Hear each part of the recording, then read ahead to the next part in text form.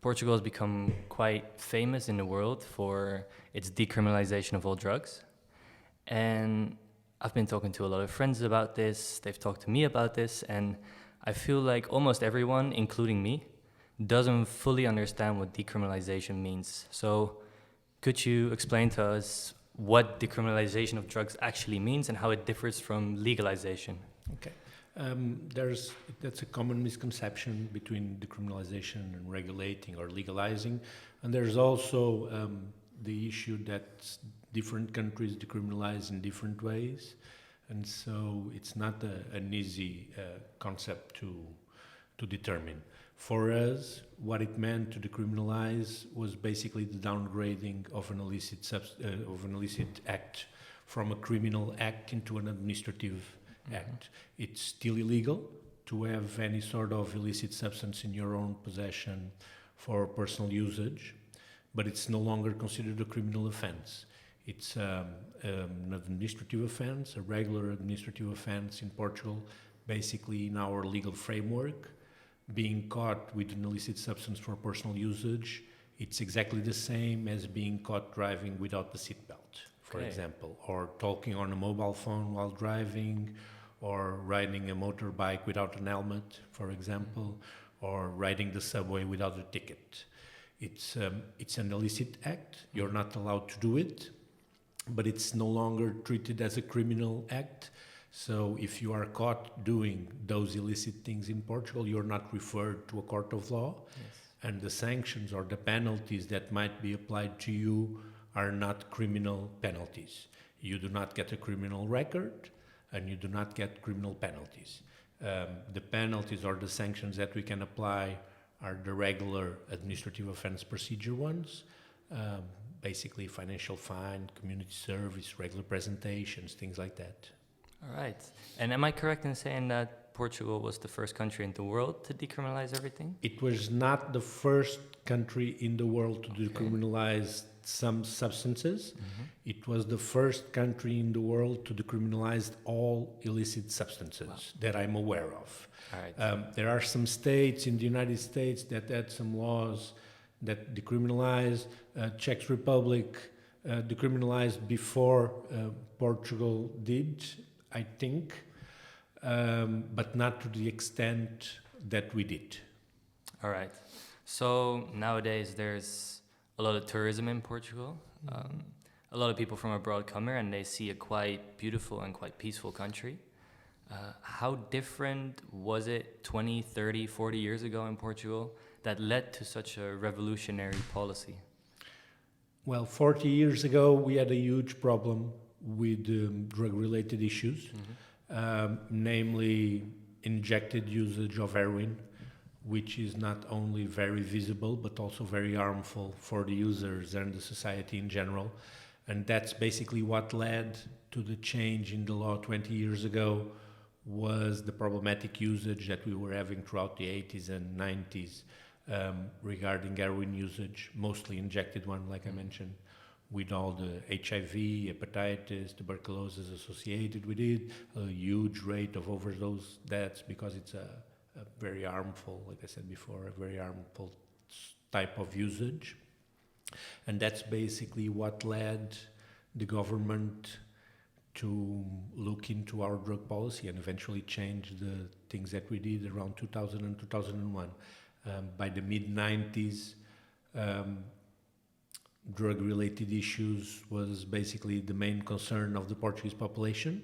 All of the polls showed that that was the main concern of the Portuguese population.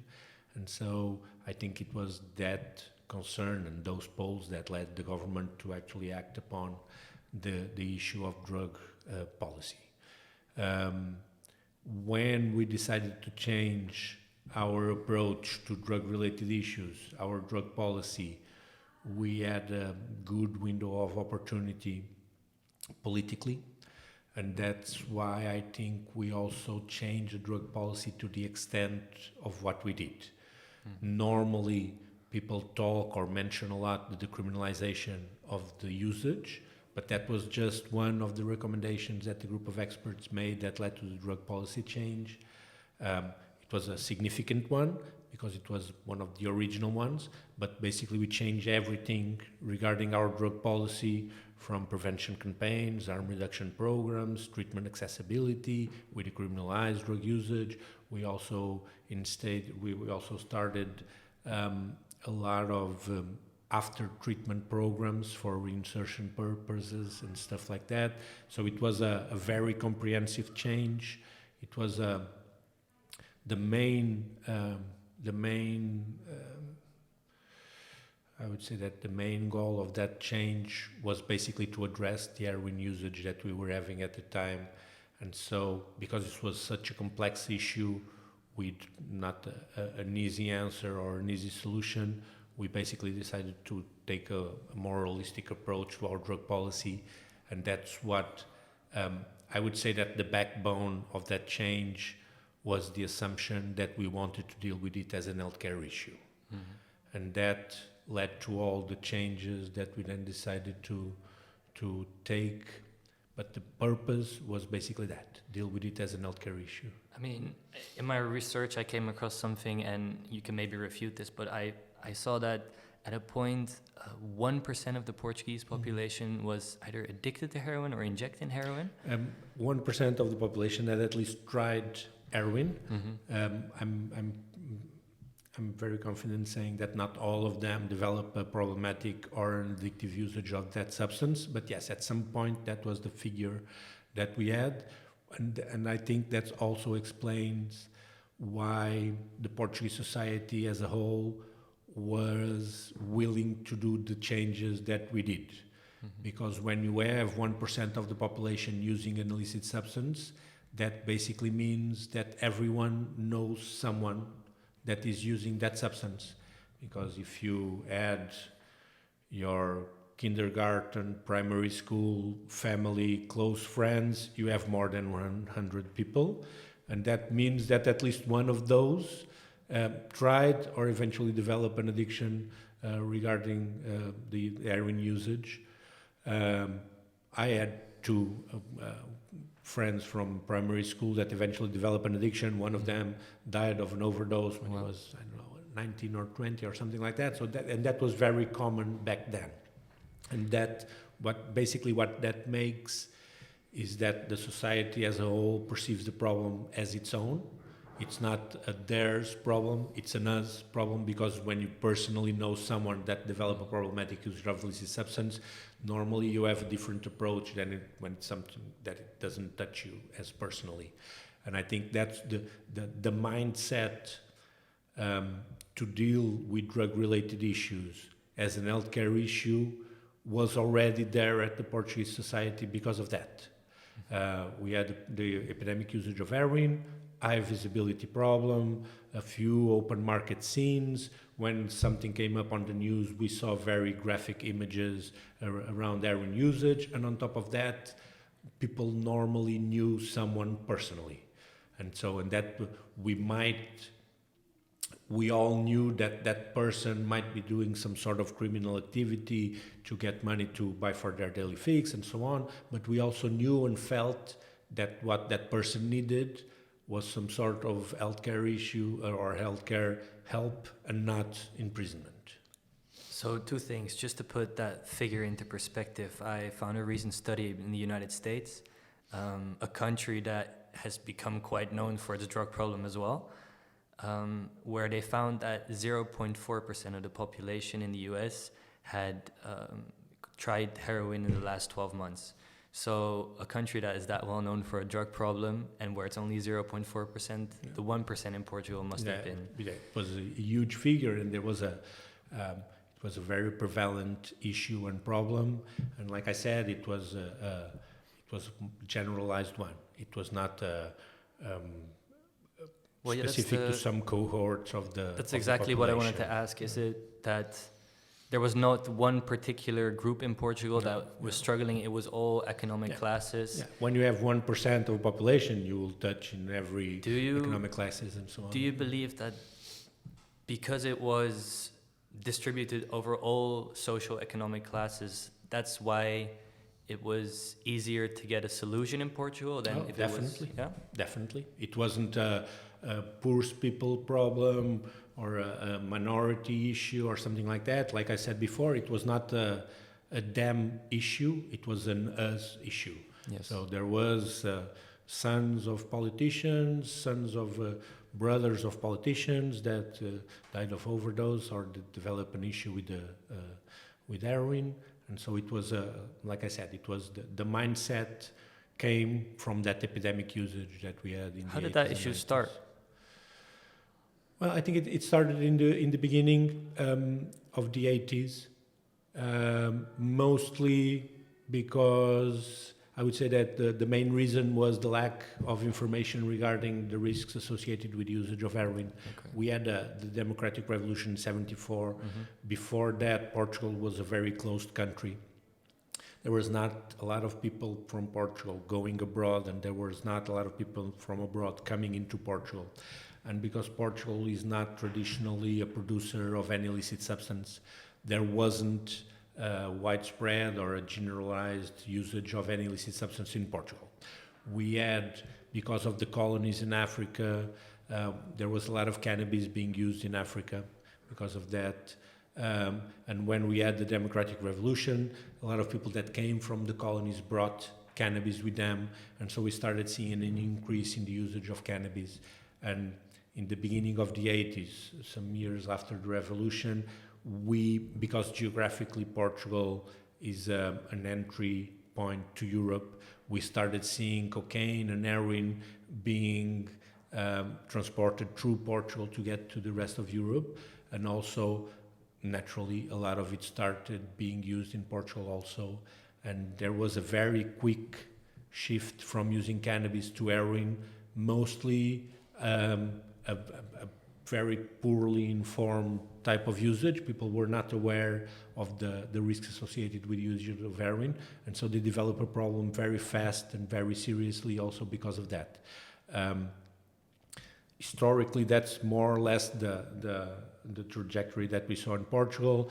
Heroin in the beginning of the 80s, then in the 90s, a little bit of cocaine, crack cocaine, but always heroin as the main problem in Portugal regarding drug usage.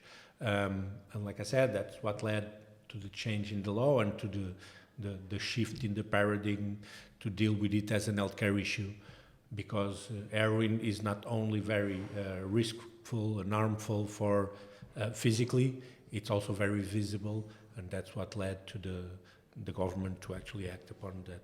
So if I get this right, basically the lack of information also led that everyone was affected by it. Nobody had the information, so that's why it was distributed across all classes. Also, yeah.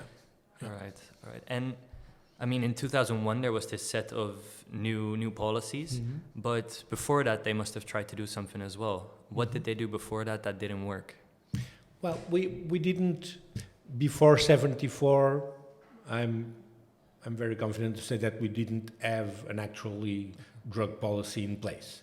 There was a few programs, there was a few scattered programs being run by NGOs or by the church or by the Ministry of Health, but it was all very isolated and not very well coordinated.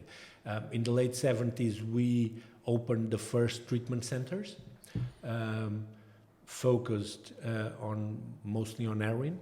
And throughout the 80s and 90s, we started seeing some harm reduction programs that were in place, like syringe exchanges and stuff like that.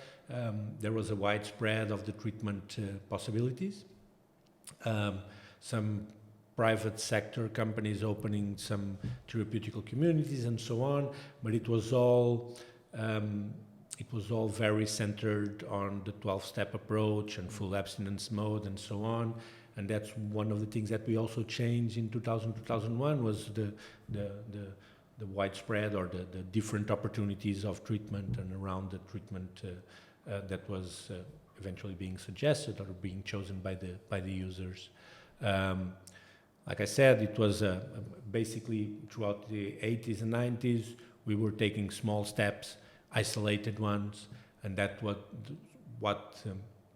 like I said before, the window of opportunity that we had was also because of that, because there wasn't a comprehensive or a coordinated drug policy in place, and that was, if you ask me, that was probably The biggest or the most significant change that we did in 2000 was the creation of that coordinating structure, which is now called CICAD. It's going to change the name in the next year, but it's going to be the same structure, which is basically, it's a coordinating structure that coordinates everything regarding drug-related issues. It has a prevention department, an harm reduction department, a treatment department, a dissuasion department, and that basically, what that makes is that all these players are basically working in a coordinated way, and that's, I think it's very important in these sort of problems, because it's such a complex issue that there's no easy fix or there's no magic bullet that will solve every problems to everyone in the same way. So, and you need also that coordinating structure to keep pace with the changes in terms of drug usage in general and the problems in general. I mean, you mentioned it briefly before as well, but I read about the needle exchange program, where basically people can return their used needles, and in exchange for that they get a little kit with some needles and some other stuff. First of all, is that still in place today?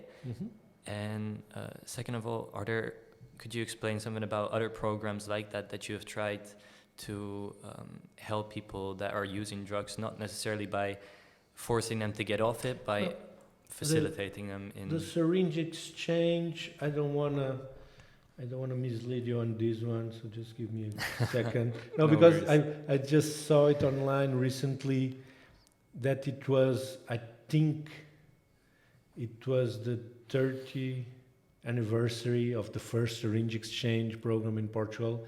I'm not sure if it was the 30 or the 40. That's what I'm trying to check. But yes, it was one of the first programs that we saw in Portugal back in the day.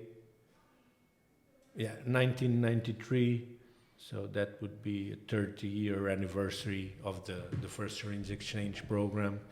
Now, it was one of the first ones and one of the most significant ones for us because, again, the problem that we had was in injecting usage of heroin and also overdose deaths and hepatitis, tuberculosis, HIV infections amongst users and so on. So the syringe exchange was a very specific and, I would say, beneficial program. It was one of them. In 2000, 2001, we widespread those programs to make it even more accessible for people to exchange their syringes and paraphernalia associated with usage.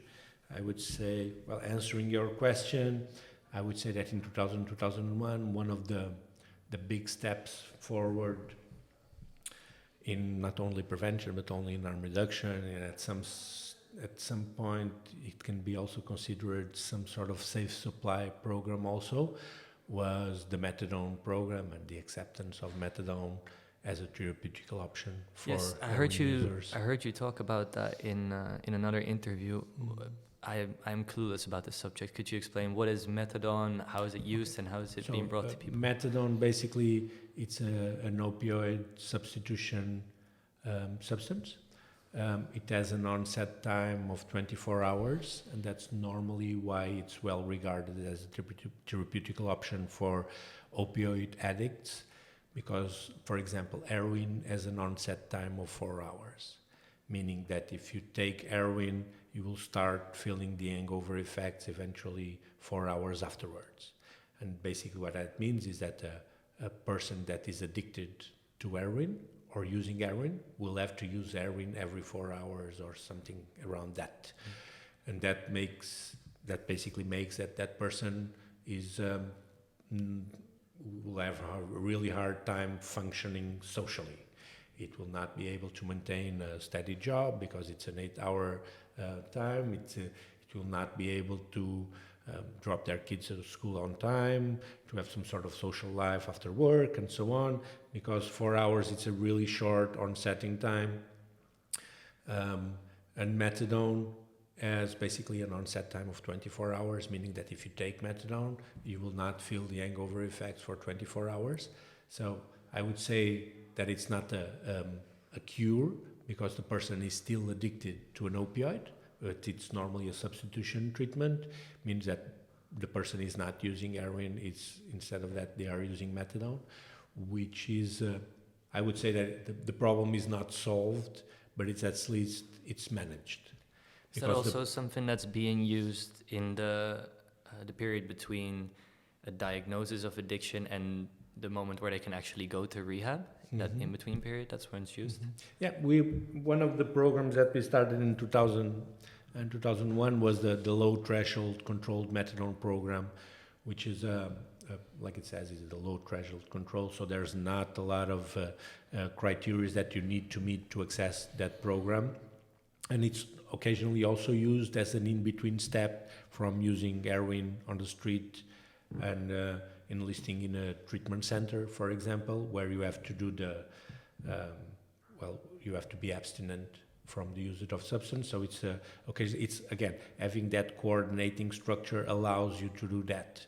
If someone wants to go to a therapeutical community, but there's a waiting list, in the meantime of that waiting list, that person might be enrolled in the methadone program before doing the detox for a week, and then the enlisting at the therapeutical community. And if you think about this, it's actually a very good example, because the methadone program is run by an NGO, the detox center, it's run by the Ministry of Health, and normally the therapeutical communities are run either by NGOs or private sector companies.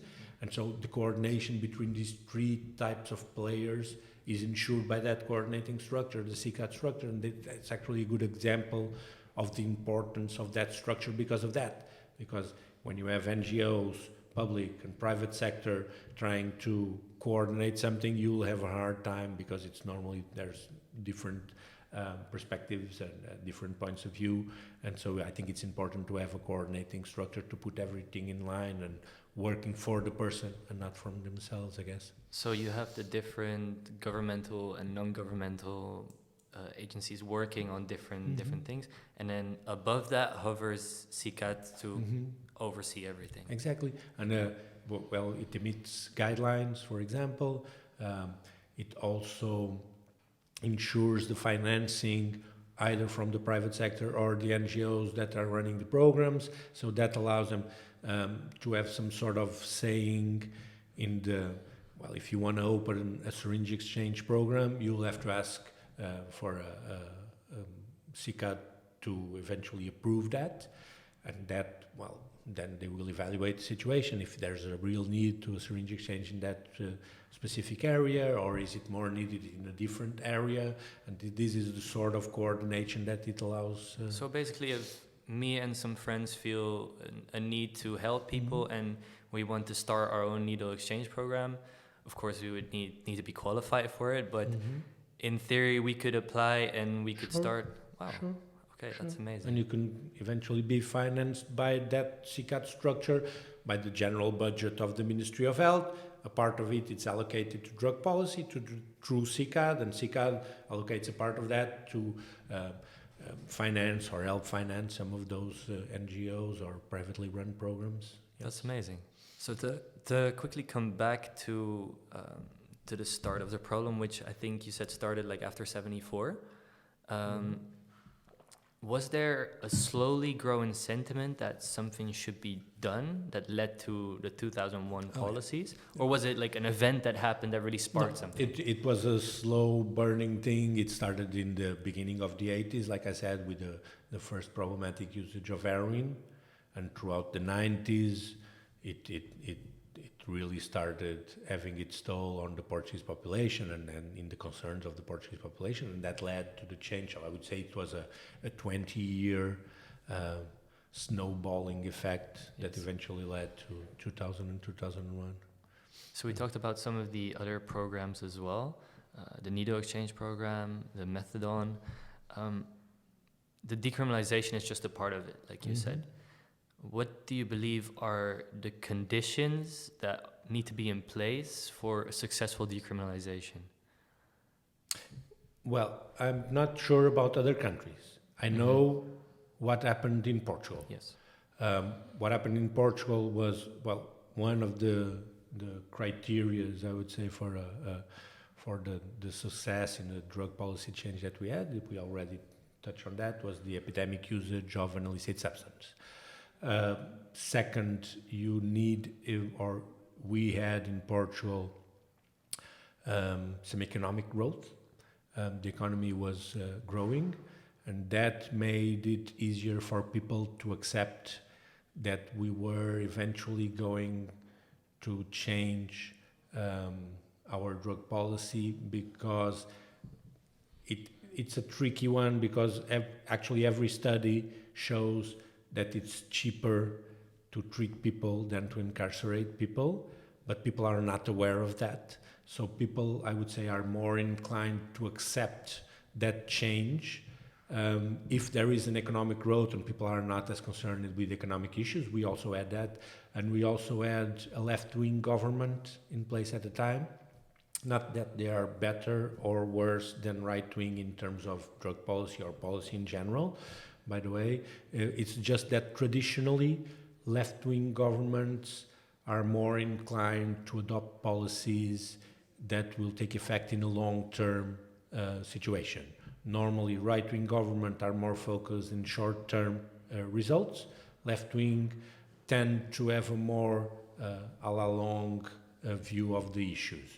And in terms of drug policy, you need to have that, because some of the changes take effect right away, fairly immediately. Some will take 5-6 years to establish and to produce the results that they were aiming for, and some will take even longer, 15-20 years.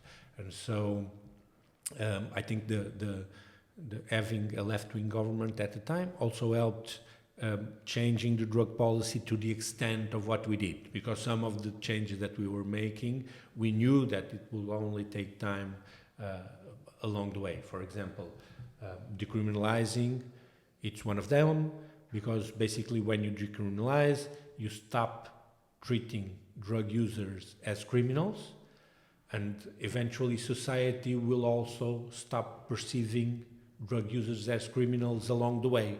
But that it's one of the long-term changes that it will take like 15-20 years. Has that happened here already? Oh yes, definitely. Yes. The perception has changed of people with drug addiction? It's just as an example, nowadays if someone is overdosing, the chances of someone calling a police officer instead of a fire department, it's much higher now than it was in the 80s. In the 80s, if someone was overdosing, almost everyone would call a police officer. And nowadays what they do is they call the fire department. Okay. And that's it's one of the examples of the change in the perception, I would say. And was there any, I mean, I'm sure there was, but what was the opposition like against the policies in 2001? What were they saying against it? Well, one of the arguments against the change in the drug policy was actually against the criminalization of the possession for personal usage. It was a misguided critique, but it was a very significant critique of the drug policy, because what they were saying basically was that they were making that misconception that we talked before between decriminalizing and legalizing. Yes. And so the argument was that if we decriminalize, there will be an increase in usage. It didn't happen naturally, because decriminalizing is not regulating, and we didn't change anything in terms of the supply side of the chain. So since we decriminalized drug usage in Portugal, it's not easier for me or for anyone else to access or to buy an illicit substance. You still have to go through the black market to access those substances. The difference is that before 2001, if someone was caught buying an illicit substance from a drug dealer, they would ended up both of them in court because it was a criminal offense. Nowadays, what happens is that you still have to buy the substance from an illicit drug dealer. If the police shows up while you're buying it, the difference nowadays is that the drug dealer will go to court because what he's doing is a criminal offense, but the drug user will be referred to the Dissuasion Commission because it's no longer considered a criminal offense, it's an administrative offense. But there's still a procedure the substance is still apprehended, so there's no increase in accessibility, and therefore it doesn't have a direct effect in terms of the usage figures, and that's what the reality showed after 20 years of decriminalizing, was that we didn't have any significant increase in terms of usage of illicit substance because of that decriminalization. But the argument against decriminalization was basically that. We had some people saying in Parliament that all the drug users in Europe would flock down to Portugal because it was going to be a free-for-all country, something like that, and naturally it didn't happen because it's not a free-for-all thing in Portugal. And I think one of the reasons of the success of the decriminalization in Portugal, it's also connected to the purpose of why we decided to decriminalize drug usage.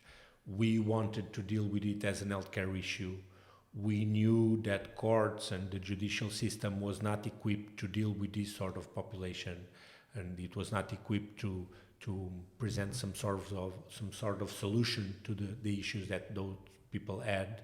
And so in the beginning, the dissuasion commissions and decriminalizing was only perceived as a diversion scheme. It was the way we came up with to avoid sending drug users to court and to judicial system.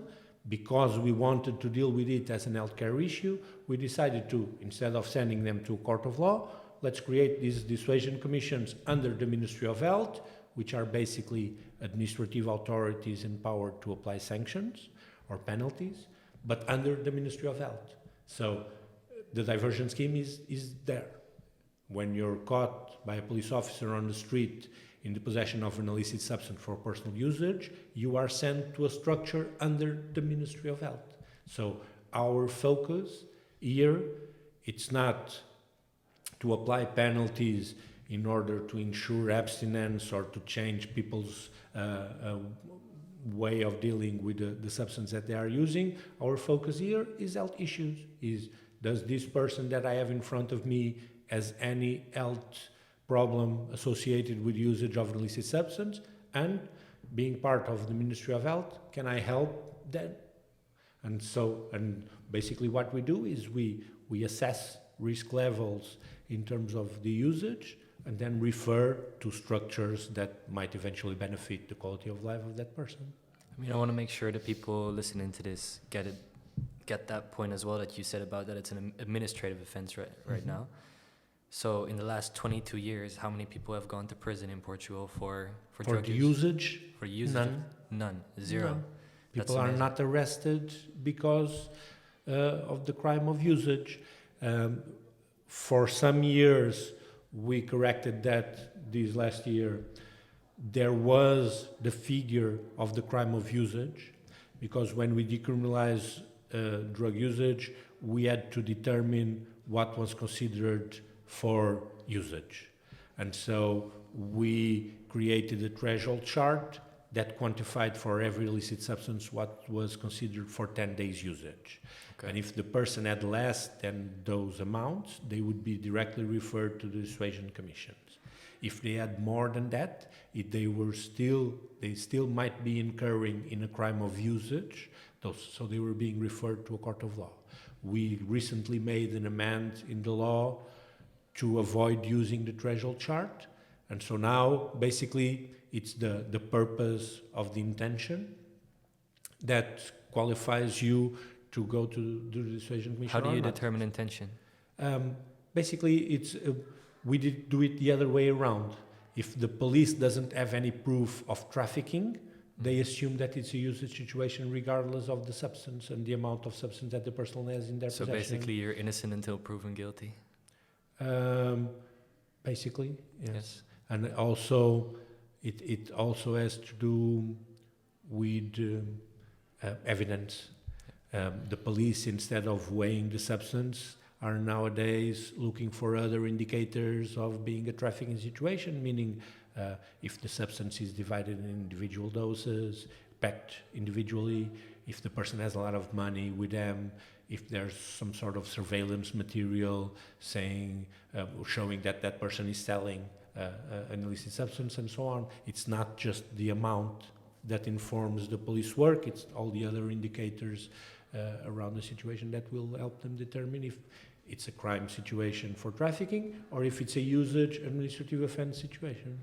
So just on a case-by-case basis, let's say, for example, I'm out on the street, I get caught with 4 joints in my possession. What would happen to me in that situation? Well, the joints will be apprehended from you, and the police will make a police report detailing the situation and the apprehension, and then in the end you will be notified to present yourself at the Dissuasion Commission of your residential area. So I could walk into your office, for example? Yes, the next day, normally. The next day? The next day. And what would happen in such a conversation? Yeah, in the Dissuasion Commission, the way we work after the security office, where you have to fill in a form with some personal data that we use for statistical purposes, we have a technical supporting team, psychologists, social workers, and they run a preliminary interview where basically they have to assess the risk level of the usage. We have to determine if it's a low risk, medium risk, or high risk situation. And then this preliminary interview takes around 35, 40 minutes, something like that. We run some close questions determined by the ACEs test and some open ones based on the motivational interview model. And basically, well, low risk situations basically means recreational, non-problematic users. Medium risk means problematic users. It's not a drug addict, but it's not a recreational usage anymore. And high risk situations basically means that it's a drug addiction situation. We then, after that preliminary interview, we have the more formal part of the procedure that we call an hearing, that is basically held on this room. So it's not an hearing like in court with all the ritualistic approach that court has. It's a fairly open eye-to-eye conversation like the one we're having now, where the person can express their opinion, and we normally regard also the self-perception that the person has around the risk associated with the usage of the substance that they are using. Fairly similar to a medical appointment, or much more similar to a medical appointment than to an hearing in a court of law. It's called an hearing, nevertheless, and in that hearing, basically, we have to determine what's going to be the outcome of the procedure. For the low-risk situations, recreational users, normally we pass information about the legal framework, about which sanctions or penalties can be applied to that person. And we also pass information about the risks and the consequences of using the illicit substance. And that's basically it. The law is very clear. It says that for a non-addict user, first-time offense, we do not apply any sanction. We suspend the procedure. The purpose is to work out as a warning or as a yellow card. If the person is then caught a second time, then we will have to apply a penalty. First time, whatever I have in my possession, if it's proven that it's for personal use, it's always a warning. If you're deemed to be considered a non-addict. Non-addict. If you're considered an addict, we can apply sanctions on the first procedure, but we can also suspend those sanctions if the person voluntarily accepts the recommendations that we do, okay? For the medium risk situations, which basically means problematic users, non-addict but problematic users, we do all that information about the legal framework and the consequences of the using of an illicit substance, plus a proposal for referral for counseling. It might not be directly related with the usage of an illicit substance. It might be a referral for the unemployment center of the residential area, for example, because it's a long-term unemployment situation. Or it might be a proposal for referral for alcohol treatment centers if we identify that there's a problematic usage of alcohol also associated with usage of illicit substance, for example. Or it might be a proposal for referral for a formation center because the person has a low scholarity level, for example. I stress the proposal for referrals, because all these referrals need to be voluntarily accepted. It's not the sanction that we apply these referrals. The referrals are a way that we have to suspend the sanction, but it has to be voluntarily accepted by the person. Okay. For the high-risk situations, normally means a person that has an addiction situation of any illicit substance. We do all that information about the legal framework and the risk and consequence, plus proposal for referral for treatment. If the person voluntarily accepts that proposal, we suspend the application of any penalty in those situations. So if we sit in this room and you decide that I am addicted to a certain substance, and you refer me to a certain treatment, and I refuse that treatment, I am able to do that? Yes. And what happens in that case? We will have to apply a sanction to you. What can these sanctions be? Normally the sanctions that we use for people that we consider to be high-risk situations or drug addiction situations, it's normally the regular presentations at some sort of health center or hospital of the residential area. It means that the person basically has to check in on a regular basis in a place determined by the Dissuasion Commission. The regular presentation is a fairly common social control measure used all around the world, normally at police stations. Okay. Meaning that the person needs to check in at the police station on a regular basis, sign a piece of paper, and that's pretty much it. Because, again, we work for the Ministry of Health and our focus is health issues. We avoid the regular presentations at police stations, and we normally try to invent places, people to check in on a regular basis that eventually might benefit, again, their quality of life. Do you feel most people are open to treatment? I would say that yes. Most people are open to treatment, and the reason is very simple. It's because people are not stupid because they are using or addicted to an illicit substance. So they know they have a problem. They know they eventually should seek help regarding that problem. The problem with drug addicts is that normally they live on the daily cycle of I need to get money for my next fix. They know that they have a problem, and so they know that tomorrow they should go to treatment. The problem is that when they wake up tomorrow, it's back in today, and so they get back into the vicious cycle of trying to get money for their daily fix to avoid hangover.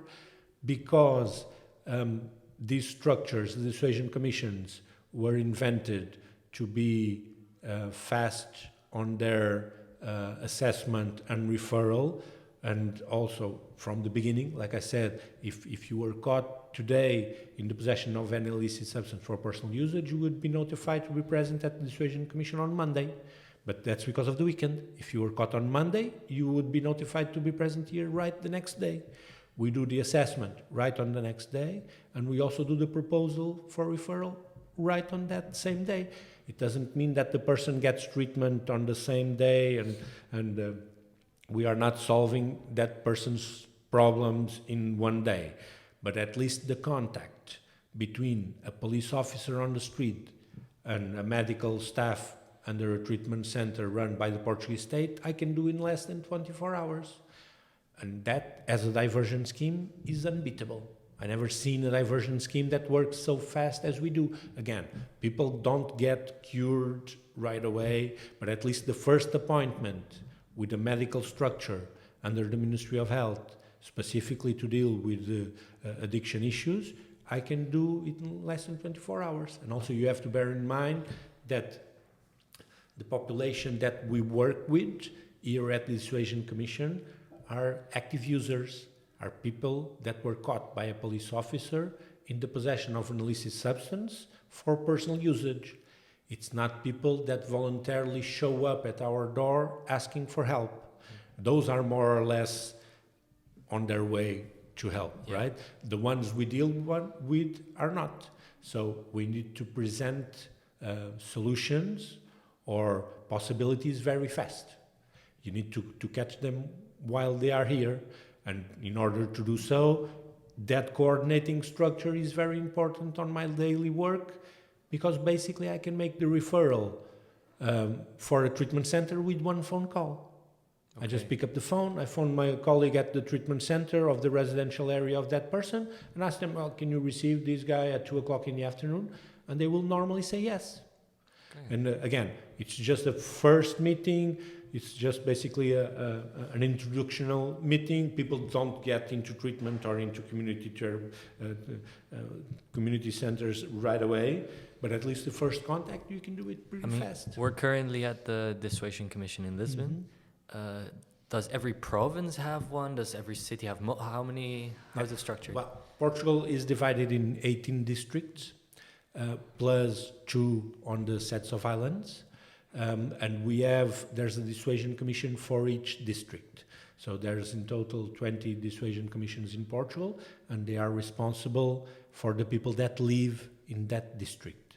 It's one of the differences between the court system and the dissuasion commission system is that the court system, what matters is where the crime was committed. And that's the jurisdiction, the court jurisdiction is based on where the crime was committed. And in ours, what matters is the residence of the person. Because if we identify that it's a problematic situation and we want to do some sort of referral, we have to be aware of the network that we have available for us. It doesn't really matter where the person is caught. What it matters to me is where does he live and what's the residential area and what's the network availability on that residential area. All right. It might be a very rudimental question, but I'm wondering how you define addiction here. Oh, we don't. You don't? That's not an easy one. Well, there are cases where it's clearly obvious that it's an addiction situation, but then there's also a huge gray area in between, and so it's that it's not a rudimental question. It's a question that comes from someone that is thinking about judicial system and criminalizing and so on, because then you have to determine if it's a crime or if it's not a crime, if the person did it, if the person didn't do it. When you get into a medical mindset, your focus is not the crime itself, it's the person. Okay. Right? Yeah.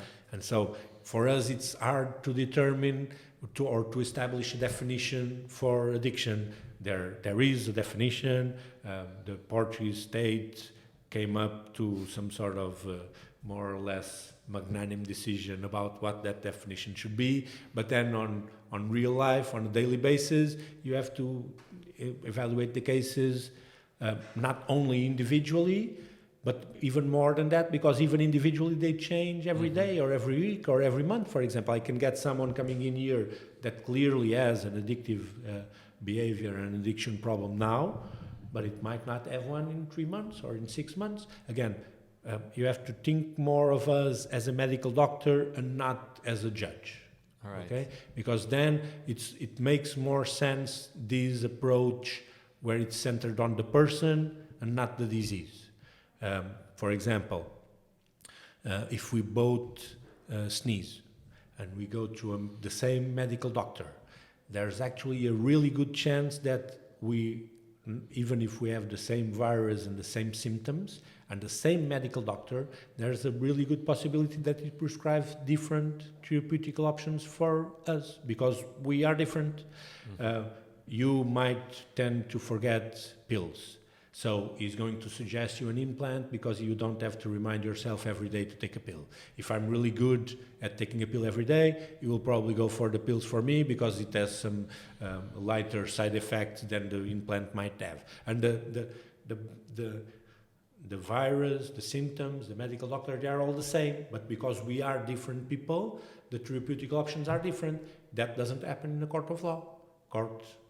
Justice is normally portrayed as a blind lady precisely because of that. Yes. Because he's supposed to treat everyone equally because she's focusing on the crime and not on the person. Okay? So that I think that's one of the biggest changes that eventually established in Portugal after the decriminalization was that. The mindset, it's clearly going away from the criminal and judicial and the punitive approach and to a more health-centered possibilities, opinions approach. I mean, that just seems like such a better way to approach it, in my opinion. But well, I would say that the results that we're having shows that it actually is a better approach. I think it's I normally use this example, and it's not really a very good one. but it shows a little bit, or it portrays a little bit the difference. It's like when you go to, when you rob a bank and you're caught and you're sent to a court. If you get there and you say to the judge, yes, it's true, I robbed the bank, I was caught red-handed because I wanted to buy a new car. You go to jail because you committed a crime, and therefore you'll have enough free time in jail to think about other ways to get money to buy the car that you want. But if you get to a court and you say, no, I robbed that bank because I like it, it makes me feel good, you will probably not be arrested. They will probably call a psychiatrist, they will label you a kleptomaniac, and you will be locked up in a mental institution because they know, or the system knows, that putting you in jail will not make you stop liking robbing banks. Yes. On top of that, it will probably be even worse, because if they lock you for a few years, the first thing you'll do when you leave prison Go back to the bank. Go back to the bank, because you not only still like it, but you miss it. Yes. On top of that. And so this shows it, and most of the people use drugs because they like it, because it makes them feel better, or because it makes them feel more awake or more sleepy, or it depends on the substance and the motivation for the. But most of the people start using drugs because they like it. There's also a small percentage that use it because they are addicted to it. But most of the users in the world, and these are UN figures, they normally say that around 90% of the population that use illicit drugs are recreational, non-problematic users. So what are some of the symptoms you look out for when someone comes into your office and they got caught on the street with drugs for whatever substance? What are some of the symptoms you look out for potential addiction? Well, like I said before, we run a set of closed questions, the ACEs test, and that basically revolves around regularity of usage, prevalence of usage, last week, last month, last year, stuff like that. And we also cross that with some open questions, where normally we would address more like the social part of the usage and the effects that the usage might have on that person's life, and also the motivation for users and so on. And we normally also go a lot with the self-perception that the person has for their own condition. If they perceive themselves as problematic users, drug addicts, or recreational users, we normally start from that, and running those tests, we normally do that assessment crossing those two tools that we use. And again, always a personalized approach, case to case. We don't have a mold or a form that we apply everyone equally. It's every case is different because everyone is different. I mean, it's the thing you said about self-perception is interesting to me. Are you aware of Dr. Carl Hart? Yeah, sure. Just for the people that do not know, he's a neuroscientist at Columbia University, who also self-admittedly is a user of heroin. He wrote a book called Drug Use for Grown-Ups, where he argues for decriminalization as well. Let's say he was Portuguese and he had the same situation, and here in Portugal he was caught using heroin, and he was sent to your office, and he tells this story about having a very successful career, being a professor at a esteemed university, but also using heroin quite often. What kind of assessment would you make about this person? Well, I wouldn't personalize, of course, specifically on Carlot, because I actually know him personally. So oh wow, really? I consider him to be a good friend of mine. So I'm not going into Carl's art assessment regarding the risk usage of the substance that he uses or not. What I would say is that, under a medical perspective, the substance are not heavy or light. The substance are just the substances. They are not harmful, risky. They are not, well, I can have a kilo of sugar, a kilo of cannabis, a kilo of heroin in front of me, and they are all the same weight. None of them is stronger or more heavier than the other, but I have to interact with them. I have to do something with them to develop or to get to some sort of risk or not risky relation. So under a medical perspective, again, we do not focus on the substance, we focus on the person and the interaction that the person has with the different substances. Saying that means that we don't really pay that much attention to the substance when we want to determine if it's a recreational or an addictive usage. It's an old school approach.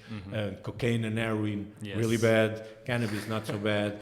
And so it's LSD, mushrooms, MDMA, a little bit in between. People are not really aware of it's a heavy or a light drug, so it depends a lot on the perception. We don't do that.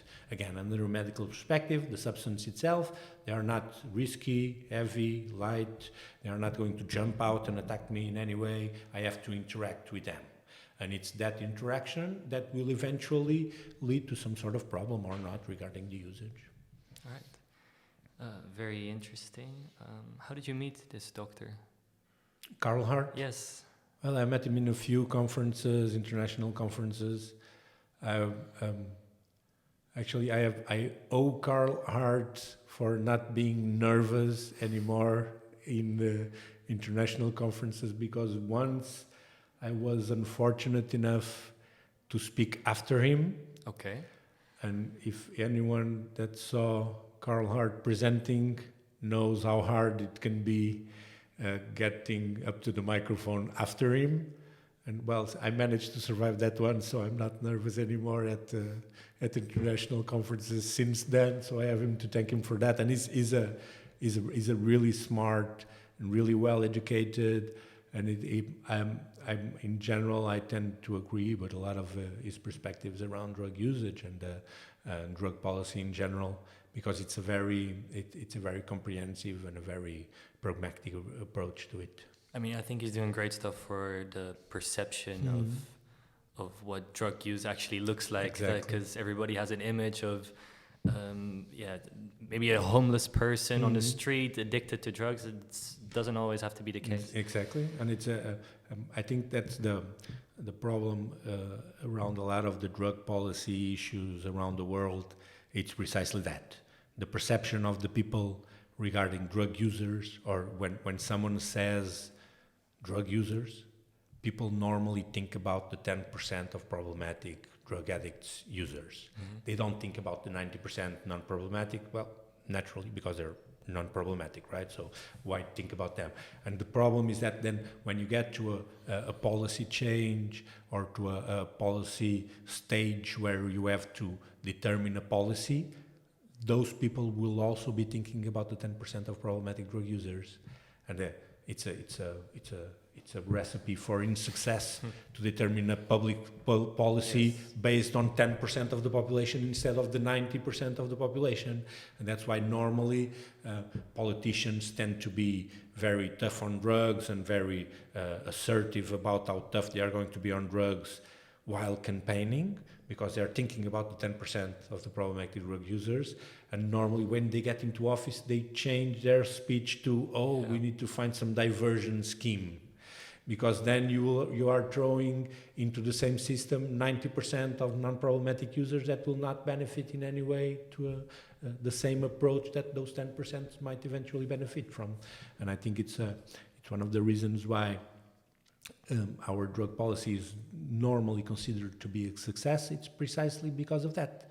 Because if it's an health issue, and if you're dealing with it as an health issue, you're not thinking about neither the 90% or the 10% of problematic users. Everyone is treated individually and accessed individually and eventually referred or proposed to some sort of referral individually and according to that specific person's problems, issues, motivations, backgrounds, and so on.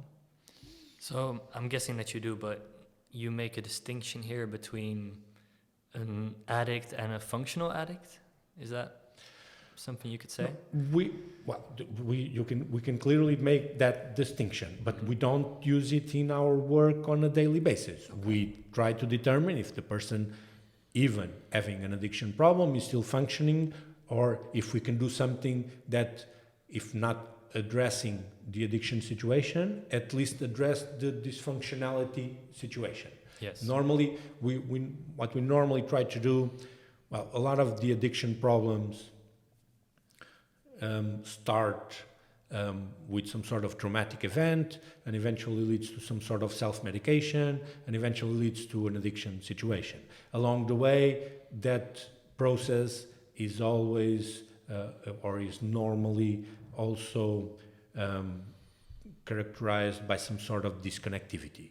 People start disconnecting from friends, from work, from family, from society in general, and eventually that adds to the problem of the addiction situation.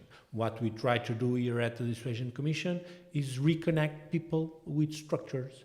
It might be an homeless shelter if the person is already in a homeless situation. It might be an healthcare center just because the person has hepatitis or there's some sort of scar tissue because they are injecting heroin. So we might not be addressing the addiction itself, but we're addressing those other side effects or those other side issues that the person also might have associated with the usage of an illicit substance.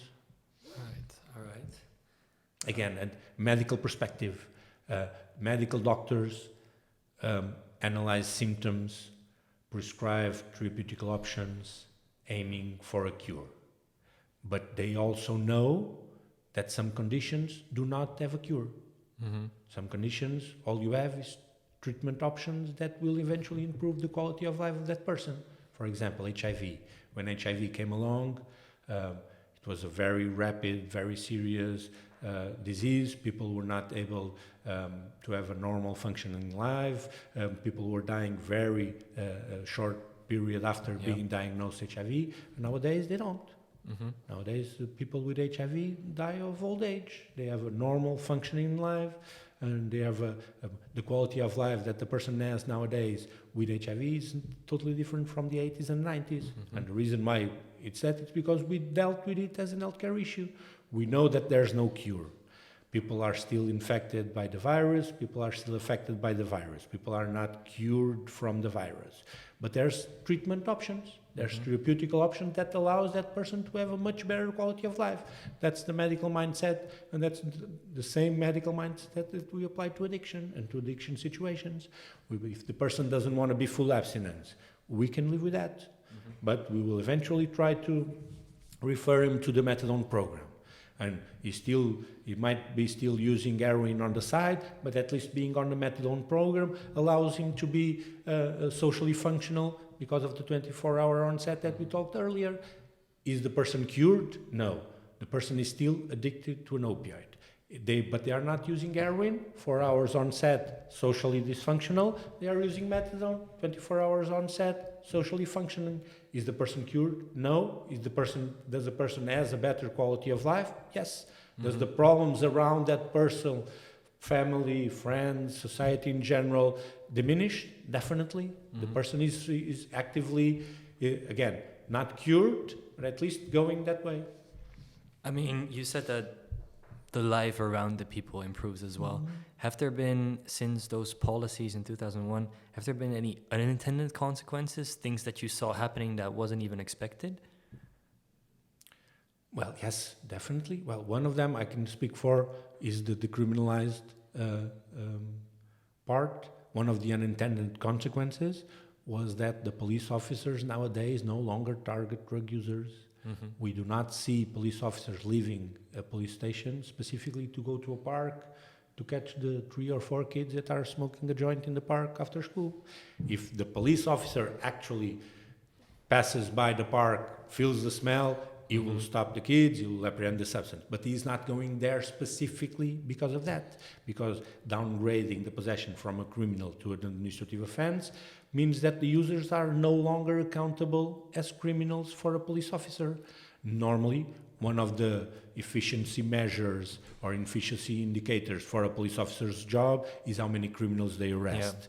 Drug users are generally the easiest criminal to arrest because they are either carrying the substance with them, or they are going to buy the substance, or they are carrying all the paraphernalia associated with the usage, or there's some sort of testing that comes out positive, even some days, weeks after the usage. So it's a fairly easier criminal to arrest than, for example, bank robbers or car thefts or something like that. Of course, Because yes. the possibilities of them being caught red-handed is naturally much higher. I don't know if you can comment on this. I don't know if you know enough about them, but what was the reaction of law enforcement to the changes? Were they happy about it, or were they upset that they couldn't make their quotas anymore? Or No, in the beginning it wasn't easy, but I don't think it was a specific opposition to the criminalizing and the not having accessibility to, or not dealing with drug users as criminals anymore. I think it was more a sort of a backlash, just because there was going to be a change in the procedures. Police forces are normally highly hierarchized structures, very good at following orders, not very good with dealing with changes in those orders. So if you mention that you're going to change anything, I would say that normally police officers tend to be naturally against it, because it just means that they are going to have to readapt or deal with things in a different way. So we tried to change as little as possible in terms of the police working, and we had to do a lot of informational meetings about what we were bringing into the network, because the dissuasion commissions, they didn't exist. They were created from scratch in 2000, 2001. The network was already there. The police forces, the treatment centers, the prevention campaigns, the harm reduction programs, the treatment centers, and so on, they were already there. We were the new player coming in to that network, so we had to, I would say, explain to the police officers what we could bring to that network. And I think they saw the value that we could have, especially for younger users, non-problematic users, because those were the ones that they would feel less inclined to process when it was considered a criminal offense, because there was no point, and they knew that, and there was no point in giving a 17-year-old or 18-year-old kid a criminal record just because he was caught smoking a joint in the park, right? So there was the judicial framework and the police focus was normally on more hardcore users, normally doing some sort of illicit activity apart or on the side of using an illicit substance, petty criminality, stuff like that. So that was normally the target for the police officers. And I think that they saw that we could be beneficial in terms of a wider scope of the cohort of people that are using drugs. And I think that eventually led to, I would say that nowadays they are perfectly into the system and knowing what the system can actually bring and what the benefits we can bring to drug users. So it's a normal work relation that works fairly well. Well, that's amazing to hear. Just from my own perspective, I'm from the Netherlands, a country that's also known for its drug policies. In the Netherlands, we have coffee shops, and not the ones for a cappuccino, but the ones you go to get marijuana. As far as I'm aware of, they're not allowed in Portugal, right? Why is that? Because it's an illicit substance. All right. So people are not allowed to sell it openly in an open store. All right. And so it's illegal to sell anything, even like it's cannabis. A criminal offense to sell, provide, lend, give. That's a criminal offense. Has there been a push since 2001, because it's worked so well? Has there been a push for full legalization? I would say not really. There's a debate, especially around cannabis, about the regulation of cannabis, but it's not a very significant or a very heated debate about that, I guess. I think it's I would say that the stance in Portugal, it's more, okay, things are working well for us, for what we wanted it to do, so let's not change it all that much. And also I think I think the regulation of cannabis in Portugal and in any other European country has the issues of the non-existence borders and stuff like that. Okay, and I know that's one of the problems that you had in Netherlands. Was you can get on a train in Brussels and buy a substance that is considered a criminal offense in Brussels.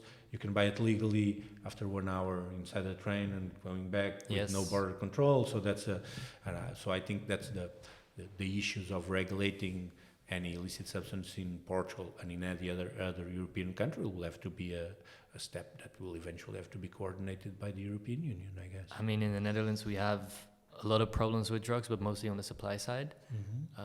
So the drug trafficking, that type of stuff. Is that something you have here as well? Naturally. Yeah. Naturally. It's still an illicit substance, so there's still traffickers and there's still issues around the trafficking. Yeah. And one more thing, what we have in the Netherlands as well at festivals is drug testing sites. Is that something you have here as well? Yeah.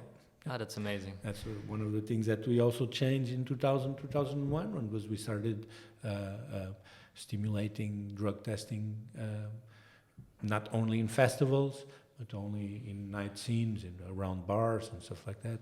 So there's a few open drug testing locations, and I think they are very important, especially nowadays with all these new psychoactive substances that are basically a pill or some white powder that you are not actually aware what it is or what potency it has or what effects it might be. You might even buying something that it's totally different than what you asked for, right? And so I think drug testing, it's really important nowadays.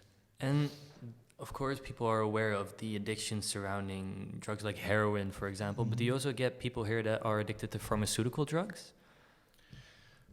Yes, some of the pharmaceutical drugs, if you do not have a medical prescription, they are considered illicit drugs. Okay. You're not allowed to carry them But with you. for example, the people that get an operation and might get some... But it's not a very significant... No? No. Okay, no, that's good. Not at all. Not at all. It's I would say that all the drugs that are administered in a medical setting has a specific purpose, specific dosage, controlled. So that's one of the reasons why there's not a lot of people that get addicted to opioids just because they took opioids for a week because they had an operation. Because it's on a medical controlled setting. The dosage is specifically for you, for that operation, for that period of time. So it's all a very controlled, it's not a self-medication issue. I think people eventually develop a problem with pharmaceutical drugs and when they start doing self-medication, uncontrolled taking of that substance. Normally when it's medically controlled, people don't develop an addiction on those substances. I can imagine that some of the counter-arguments in 2001 were that by decriminalizing drugs, we are normalizing the use of drugs. How do you feel about that? It didn't happen. That's based on the misconception between decriminalizing and regulating. If you're talking about regulating, if you're talking about an open store, then yes, there might be a normalization of the usage and of the substance, a perception that it's not as harmful as it used to when it was considered a criminal offense and so on. But we didn't regulate or we didn't legalize any substance, so we didn't mess with the supply side of the chain. The state was really happy because they were able to maintain that they are still fighting drugs.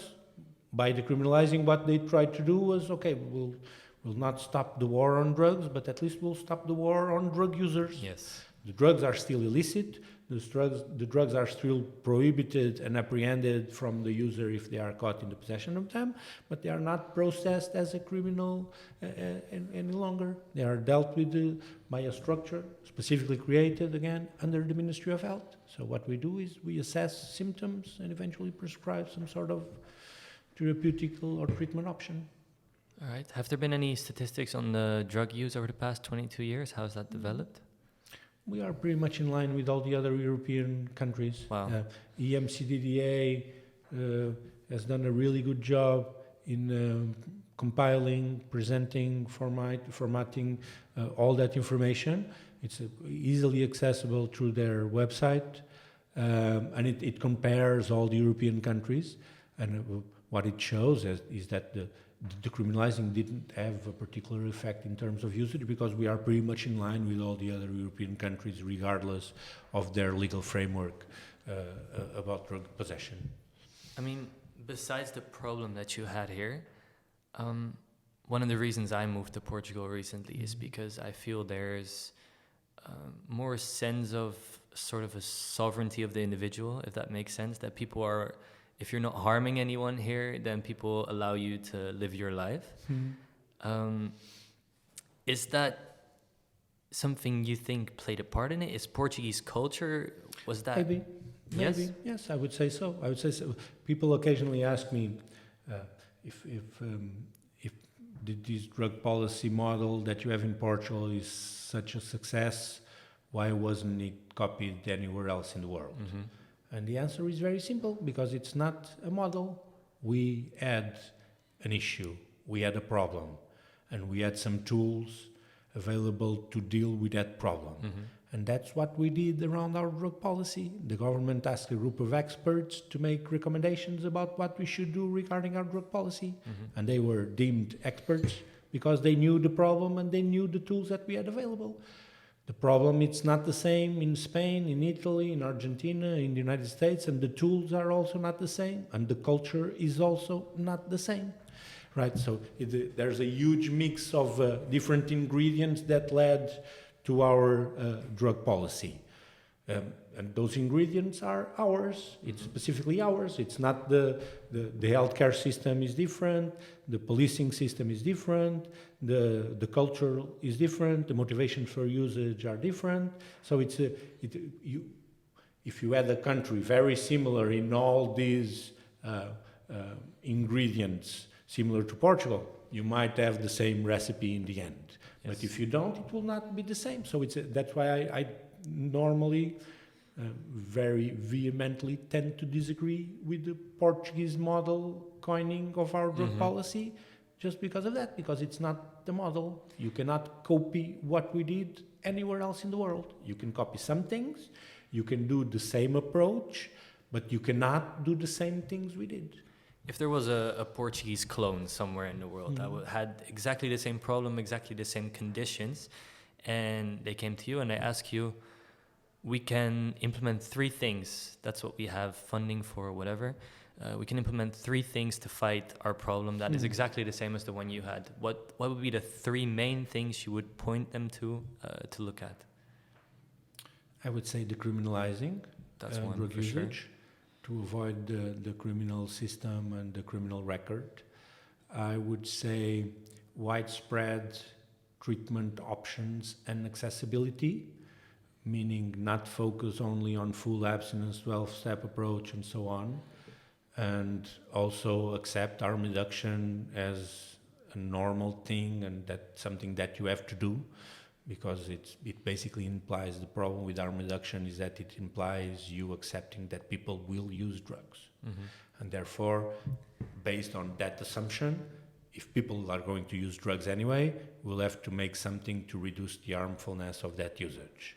And in societies that are very centered on full abstinence, harm reduction have a problem because it means accepting that people will use drugs.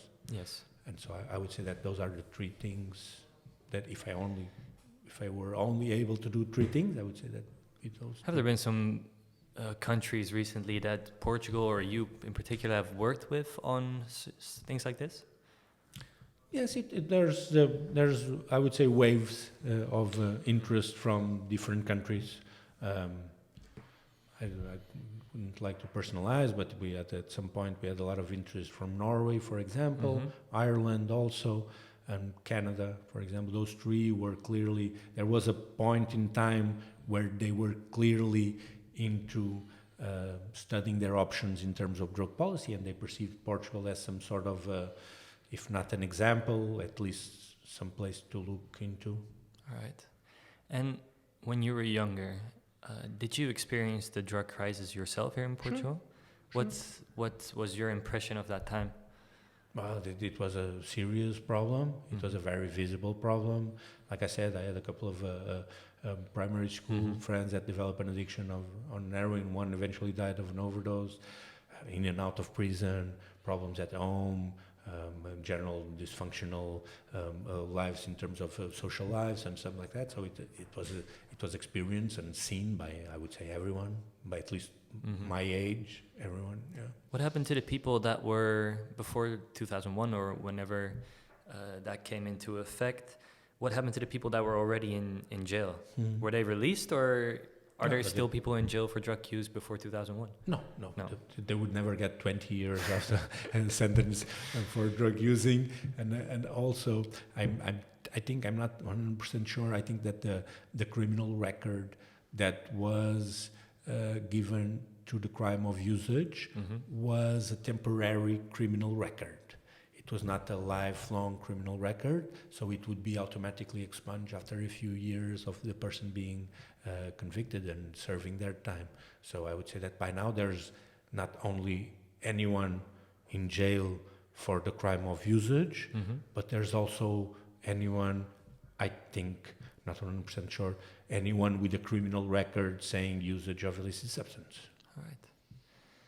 I mean, everything you've told me so far has been, it seems like it's been an amazing model. Of course, it can't be duplicated. Like you said, the conditions are tricky. It also has its flaws, and it also has its ups and downs. And again, it's a tendency, it's a trend thing, and so on. So it's for example, we had after 2007, 2008 financial crisis, we had a lot of defunding, not particularly on the CCAT structure, on the Minister of Health structure, but on the financing of NGOs and stuff like that. So there were some programs that needed to be cut. There was an increase in the usage of cocaine along the way, a decrease in heroin. So we changed recently the law that decriminalized drug usage. Like I said, we got rid of the threshold charge. So it's not the drug policy. It's not something that we decided on 2001 and that was it. It's something that we changed basically from top to bottom in 2001, but along the way there's been some changes and there'll be some fine-tuning of the general policy and some changes in a lot of aspects, some directly related with us, some don't, some unexpected, some more or less expected. So I think that's why that coordinating structure is so important, because it allows you to keep pace with the changes of a problem that you're not going to solve.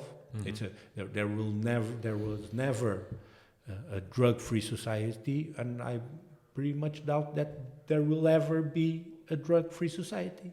So basically what we did was we accepted that there will be drugs being used in our society, so let's try and come up with a way to, if not solve, at least manage the problems associated with that usage. And I think that's one of the reasons why we actually succeed, was because the goal that we set to achieve, it's actually achievable. If you determine a drug policy and your purpose is to have a drug-free society, I would say that that's destined to fail, right? Because you will never have a drug-free society, right? So I think it's a matter of expectations and of what are you trying to achieve with the changes that you are implementing. What's the situation like today for CCAT and for Portugal? Fairly stable, I would say. It's commonly accepted that the structure is working. It has its ups and downs, it has its flaws, it has its issues that are new and that has to be dealt with. But in general, there's no pushback in terms of decriminalization or anything like that. And it's basically in all the polls, the latest polls in 2017, I guess, showed that drug-related issues was down to the 12th concern of the Portuguese population. In the 90s, it was the first concern. So I would say that it's a success because of that. And also, in a sense, we are also a little bit victims of our own success, because there's no government in the world that will spend the same amount of resources and time allocated to deal with the main concern of the Portuguese population than they would to the 12th, right? Because if it's not that big a concern, we might not need to spend as much money or as much funding or as much human resources dealing with it, which then leads to an increase in the problem because you're not spending the same amount of money. I think that clearly shows in Portugal, in terms of the figures that we had in 2000 were really bad. Mm-hmm. We improved them very well until 2007, 2008. 2008, we had a financial crisis, so there was a lot of defunding. From 2008 onward, we started seeing some increase, or some problems coming back, or the figures were not being as good as they were before. And after 2015, 2016, we noticed that we did some refunding, things started going down again. Then we had COVID, things started going up again. So it's a fluid situation. It's not something that you will solve. It's not something that you will solve right away, or that you'll solve indefinitely, right? Mm-hmm. You never know what's going to come up next year or in 10 years' time or something like that. So it's an ongoing problem that we need to manage, and having that coordinating structure is really handy for that. My final question to you is, do you feel proud that your country did this? Oh yeah, definitely. Yes, definitely. I feel that not only in general as a country, but also personally, I think that I feel very comfortable with the fact that the position that I occupy allows me to provide help and solutions to people that might need it. If someone needs my help or the help of the Dissuasion Commission, we are in a very good position to provide them with that help. If the person is not willing to receive that help, it's not going to be me or the Dissuasion Commission that are going to convince them otherwise. But I know that I'm much better equipped than a court is to deal with these sort of problems. And that makes me, it helps a lot with the frustration management associated with dealing with this sort of population, I guess. All right. Nuno Capaz, thank you very much for doing this. And my pleasure. I wish you all the best of luck with the amazing work that you do here. Thank you. Same to you and your podcast. Thank you for having me. Thanks.